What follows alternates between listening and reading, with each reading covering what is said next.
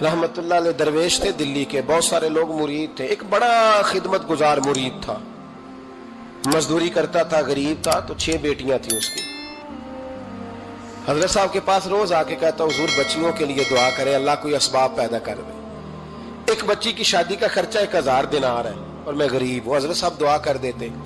खानका शरीफ के थोड़े ही फासले पर हजरत जहां बैठ के मुरीदों की तरबियत करते थे, उससे थोड़ा ही फासले पर ना एक ईसाई रहता था, बड़ा मालदार था, बड़ी सारे ऊंट, गायें, भेड़, बकरियां रखी हुई थी और हजरत शरफुद्दीन रहमतुल्लाह अलैह की बड़ी मुखालफत करता था। और ये जो आपका गरीब मुरीद था, ये उसका पड़ोसी था। एक दिन बुला के ना उनको कहने लगा कि तू किधर जाके जो है वो टकरे मार रहा है, वहां से कुछ नहीं मिलने वाला। वो तुझे क्या देंगे जिनकी खानका खुद चंदे पे चलती है, मदरसा चंदे पे चलता है, मस्जिद चंदे पे चलती है, तेरी बेटी का मामला कहां हल होगा?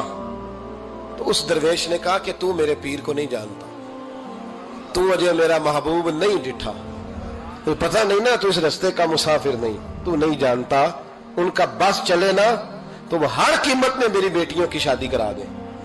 अब वो ईसाई था, कहने लगा अच्छा चलो ठीक है, अगर इतनी बात है ना तो जाओ उनसे जाके कह दो कि 6 साल के लिए मेरे साथ मुआहदा कर लें, तो मेरे जानवरों को चारा डाल दिया करे, 6 साल ड्यूटी करे, मैं 6000 दिनार दे देता हूं। वो मेरे साथ 6 साल मेरे जानवरों को चारा डाले रखते हैं ना आप, चारा डालने के लिए एडवांस पैसे दे के। अब तो लोग उन्हें भी गुलाम ही बना लेते हैं, बड़ी थोड़ी तनख्वाह देते हैं, जुल्म करते हैं, पूरा मुआवजा नहीं देते। हजरत शेख शरफुद्दीन के बारे में वो कहने लगा जब अपने पीर से जाके कह के मेरे जानवरों को 6 साल चारा डाले, मैं 6000 दे देता हूं, तू जो कहता है हर कीमत पे जाने को तैयार है। उसने जब ये बात की तो मुरीद ने नाराज हो गया, वो लड़ाई हो गई, गिरबान पकड़ लिया, झगड़ा हुआ, बात बड़ी दूर गई। इस तरह की बात करता मेरे हजरत के बारे में, तेरे जैसे कई मैं वहां काम पे रखा दूं। जब वो बड़ी बहस हुई, बात मोहल्ले में, इलाके में फैल गई, दुनिया ने सुन ली, तो शेख शरफुद्दीन तक भी पहुंच गई। इस तरह झगड़ा हुआ है। लोग सो गए इशा की नमाज के बाद। हजरत साहब ने ना सर पे कपड़ा लिया, उस ईसाई के दरवाजे पे दस्तक दी, वो बाहर आया, फरमाने लगे लोग तो सोच समझ के मुलाजम रखते हैं, तूने भी तो सोच ही लिया होगा, तभी तो मुझे ऑफर की है। तू अपनी ऑफर पे कायम है? वाकई मुझे रख लेगा और 6000 दिनार दे देगा? कहने लगा जा बाबा काम कर अपना। फरमाया नहीं, तूने इतने लोगों में बात की, इतनी बहस हुई, तो कायम है? कहने लगा मैं तो कायम हूं, पर आपने नहीं कायम रहना। फरमाया मैं सोच समझ के आया हूं। उसने कहा आप ड्यूटी करेंगे, भैंसों को चारा डालेंगे? फरमाया एक शर्त, बस जब अजान हो जाए ना तो मुझे रब की नमाज पढ़ने की इजाजत दे देना, बाकी सुबह शाम जो तू कहेगा। अगर उस गरीब की बेटियां ब्याही जाए तो मुझे और क्या चाहिए? उसकी 6 बेटियों का बोझ है उसके सर पे, तू मुझे रख ले। अल्लाह अकबर। वो कहने लगा चले पे मेरे साथ खते बंदगी कर ले। आजकल हम स्टाम करते हैं, उस जमाने में खते बंदगी होता था, गुलामी का खत, काजी शहर के पास, यानी उसका ख्याल था कि चलो स्टाम की बात करूंगा तो भाग जाएंगे। फरमाया चल मैं तैयार हूं। काजी तक गए, तय हो गया, 6000 दिनार दे दिए।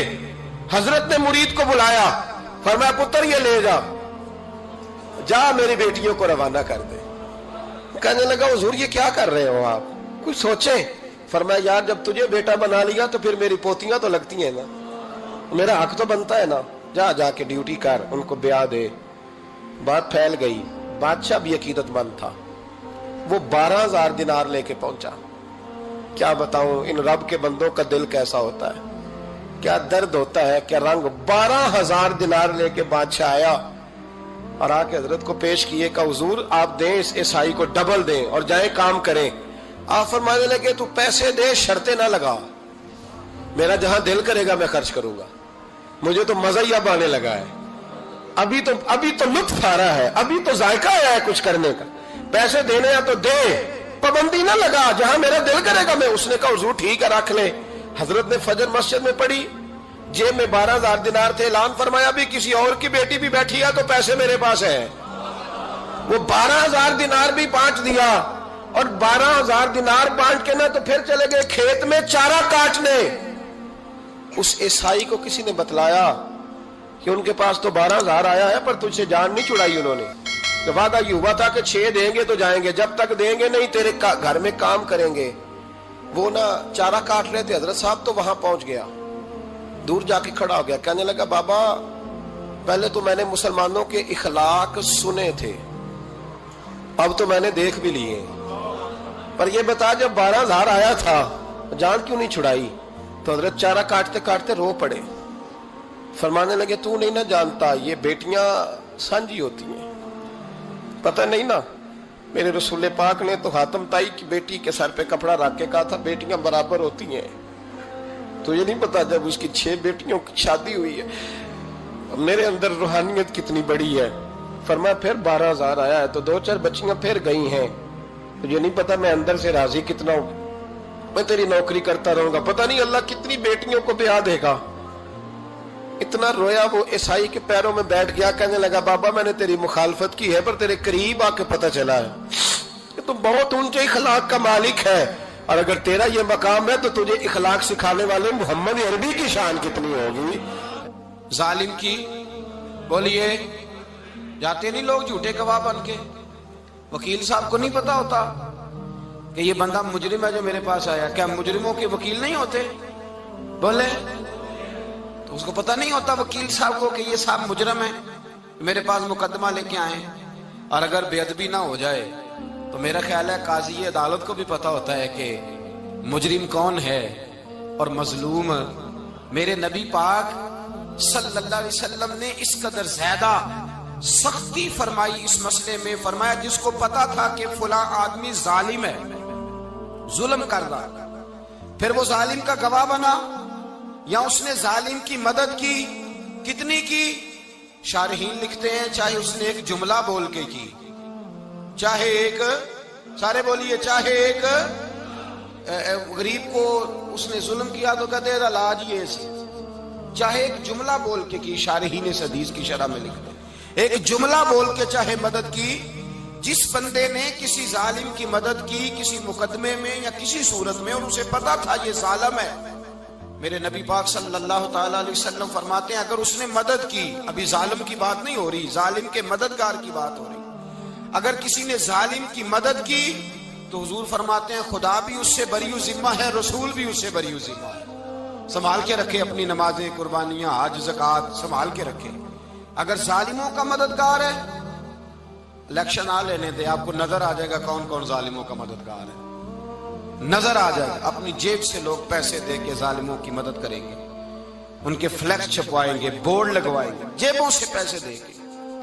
ہم نے خود آگ لگائی ہے چمن میں اپنے، بے سبب گردشی ایام کو الزام نہ دو، ہم نے خود نور کا ظلمت سے کیا ہے سودا، کر کے توہین سحر شام کو الزام نہ دو. ظالموں کے مددگار میدان میں آ گئے، یہ چھوٹا لفظ نہیں. میرے حبیب پاک صلی اللہ علیہ وسلم نے فرمایا جو ظالم کا مددگار ہے سن لے جو سجن کے ساتھ کچہری جاتا ہے، وہ یاد رکھے جو دوست کا گواہ بنتا ہے، وہ یاد رکھے جو کہتا ہے میں مانگی گیا تھا، مجھے بلایا گیا تھا قبضہ چھڑانے کے لیے کسی غریب بیوہ کی جائیداد پہ، وہ سن لے تو مدد کر کے نہیں آیا، تو خدا کے ذمے سے نکل گیا ہے. رسول پاک نے فرمایا تیرا میرا تعلق ختم ہو گیا، تو ظالم کا مددگار ہو گیا. پھر تو کہتا میں بے چین ہوں، میں بے قرار ہوں، میں آزمائش کا شکار ہوں. پلٹ کے دیکھ تو صحیح تیرا گناہ کتنا بڑا ہے. میرے نبی پاک صلی اللہ علیہ وسلم کا ایک اور فرمان سن لیں، ابن ماجہ ابو داؤد میں موجود ہے. اس حدیث کو آپ نے یاد کر لینا ہے. کر لیں گے انشاءاللہ؟ سارے کہیے انشاءاللہ کر لیں گے یاد. حضور صلی اللہ علیہ وسلم نے فرمایا اگر تو ظالم کی مدد کرے گا نا، یہ لفظ دل کی تختی پہ لکھ لینا، یہ مکافات عمل ہے، مکافات عمل دنیا، ادھر کرو گے تو ادھر بھرو گے.